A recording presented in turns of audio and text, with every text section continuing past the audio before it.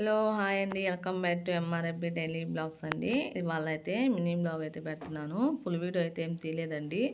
అది కూడా వాటిది కాదు. ఈ వీడియో మొన్న ఎప్పుడుదో ఆ రోజు ఫుల్ వీడియో పెట్టాను కదా. మా అబ్బాయికి ఇష్టమైంది వండితే మంచి అమ్మ లేదంటే చెడ్డమ్మ అన్నట్టుగా చెప్పాడు కదా. ఇంకా అప్పుడు వీడియో అండి. తనకు ఫేవరెట్ చికెన్ కర్రీ కూడా చపాతీ అంటే. ఇంకా నేనైతే ఇలా చేస్తాను. చికెన్ కర్రీ చపాతీలో గ్రేవీ ఎక్కువ ఉండాలి కదా, ఇలా చేసుకుంటే గ్రేవీ ఉండిద్ది.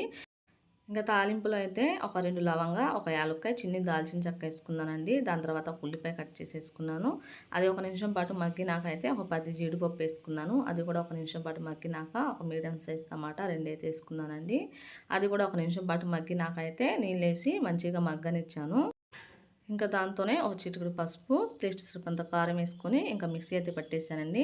ఫస్టే చికెన్ అయితే ఉప్పు, పసుపు వేసి బాయిల్ చేసుకున్నాను మంచిగా నీళ్ళన్నీ ఇదయ్యేదాకా. దాని తర్వాత అయితే ఒక గరిట నూనె వేసుకొని అల్లం చిన్నపల్లి మసాలా మిక్సీ వేసుకున్న పేస్ట్ అయితే వేసేసుకున్నానండి. ఇంకా మనకి ఎన్ని నీళ్ళు కావాలంటే అన్ని నీళ్ళు వేసుకోవాలి. ఇంకంటే పలసగా లేకుండా మనం నీళ్ళు వేసుకున్నా కూడా అది ఉడికేసరికి చిక్కగా అయిపోయింది.